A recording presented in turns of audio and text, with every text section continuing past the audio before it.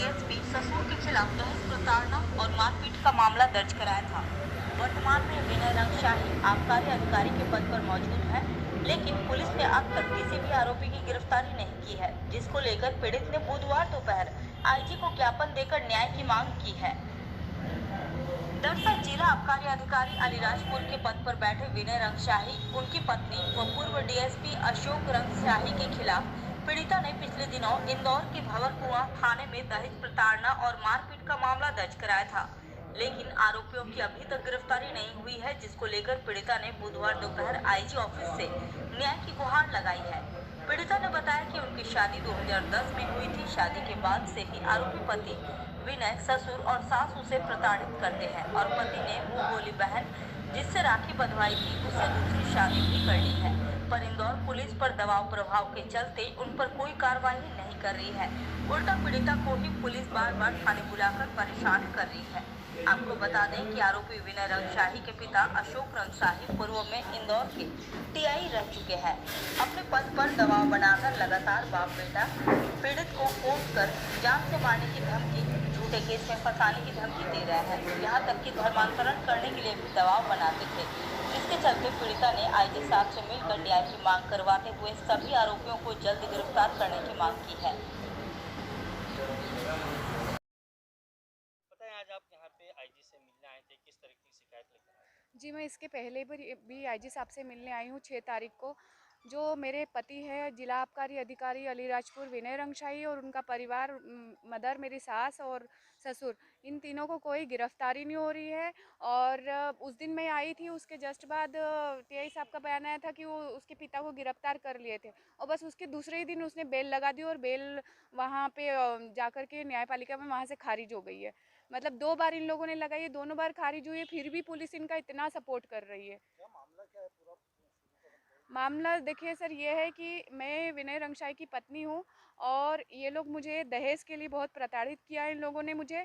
और हम 2009 से हम लोग साथ हैं, उसमें भी विनय रंगशाही ने शादी करने के लिए बहुत टालमटोल किया मेरे साथ और 2010 में मेरा अबॉर्शन भी कराया उसने।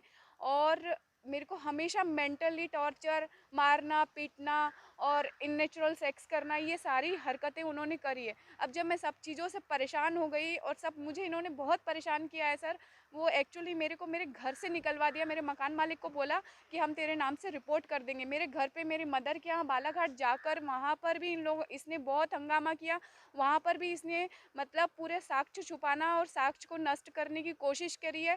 मेरे भाई को एक सीएसपी कोई इसका दोस्त है, कोई डीएसपी दोस्त है, कोई वकील, जी तीनों के सामने बैठा के बोला कि आर्म्स एक्ट में फंसाऊंगा, धर्मांतरण एक्ट में फंसाऊंगा और शराब रखने वाले एक्ट में तुमको फंसाऊंगा अगर तुम्हारी बहन ने मुझे तलाक नहीं दिया तो। उनको वहाँ बालाघाट में इतना दबाव बनाया कि मेरे भाई ने बेचारे ने, हमारे खानदान में कभी कोई पुलिस में आज तक कोई केस ही नहीं हुआ, मेरे भाई ने बेचारे ने डर के मारे उसको मेरी मैरिज सर्टिफिकेट दे दी। धर्मांतरण के लिए दबाव भी बनाया गया था। धर्मांतरण के लिए उसको हमने किसी प्रकार का किसी को कोई दबाव नहीं बनाया। कोई गजेटेड ऑफिसर है, 36 साल का आदमी, जब उनकी शादी का तरफ से उनकी तरफ से मुझे धर्मांतरण तो मेरा ही हुआ है ना। मैंने सनातन धर्म लिया है, ये हिंदुस्तान है। यहाँ कभी कोई भी पति का जो धर्म होता है वो पत्नी का धर्म होता है। यहाँ कोई किसी का धर्म, आपको इतनी आज़ादी थोड़ी है कि आप अपना अपना धर्म इस्तेमाल कर सकते हैं। पहले भी कोई से ये जिला आबकारी, मामला है, कौन से थाना क्षेत्र का जी मामला है? ये भंवरकुआ थाना क्षेत्र का मामला है और पुलिस मुझे हमेशा परेशान कर रही है। भंवरकुआ थाने ने मुझे बहुत परेशान किया।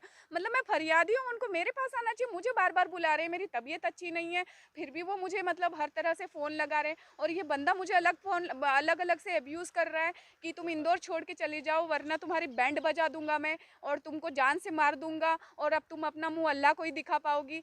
मतलब ये क्या है? This is not the way. कौन है रंगशाही, किस पद पे हैं अभी आप? ये जिला आबकारी अधिकारी है, अलीराजपुर में है ये पोस्टेड। और ये मैं आबकारी विभाग में भी ये सब चीज़ दे चुकी हूँ, लेकिन आबकारी विभाग भी कुछ नहीं कर रहा है, उसको पूरा सपोर्ट मिला हुआ अच्छा, है। पहले भी कोई का कोई वीडियो वगैरह लीक हुआ था, कोई बुक की वगैरह से कोई आपराधिक रिकॉर्ड पहले भी दर्ज है? जी हाँ, इनके तो बहुत सारे आपराधिक रिकॉर्ड भी दर्ज है, वो मेरे नॉलेज में है, लेकिन मेरे को उतनी बातें आगे की उसकी पता नहीं है कि क्या है। बस वो तो क्या अभी होता है, आईजी साहब ने क्या बोला आपको?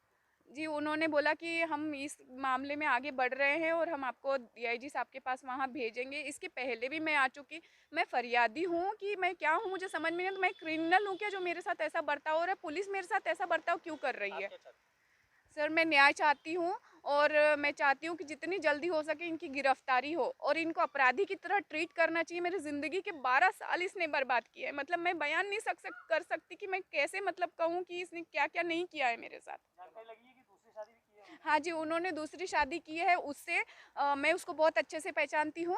वो दीपान्विता नाग नाम था उसका और वो देबार्थ नाग की पत्नी थी और उसका हस्बैंड डायस पार्क में जॉब करता था और विनय और अक्षय दोनों भाई ने इसको 2 साल तक राखी बांधी है। ये लेडी ने, उसका दीपान्विता नाग नाम है और वो मिमी उसका निकनेम है। तो राखी बांधी और फिर मैं पहले मेरे से शादी करा और फिर उसके बाद उससे शादी करके उससे एक बच्ची पैदा कर ली। जी, मेरा नाम फरहत नाज़रीन है। आईपीएस अधिकारी को पिछले दिनों गिरफ्तार किया था और पूरे मामले में अभी तक जांच कहां तक पहुंची? उस पूरे मामले में जानकारियां और पूछताछ की गई है। मामला दस्तावेजों पर आधारित है। उसमें कुछ दस्तावेज और बाकी जानकारियां पुलिस ने जानकारियां जुटाई हैं। उसमें एक सीएसपी स्तर का अधिकारी पूरे मामले की विवेचना कर रहे हैं। नाम बढ़ सकते हैं क्योंकि जिस तरह से संतोष वर्मा पूरे ये विवेचना अधिकारी जांच के बाद तथ्यों के आधार पर तय करेंगे।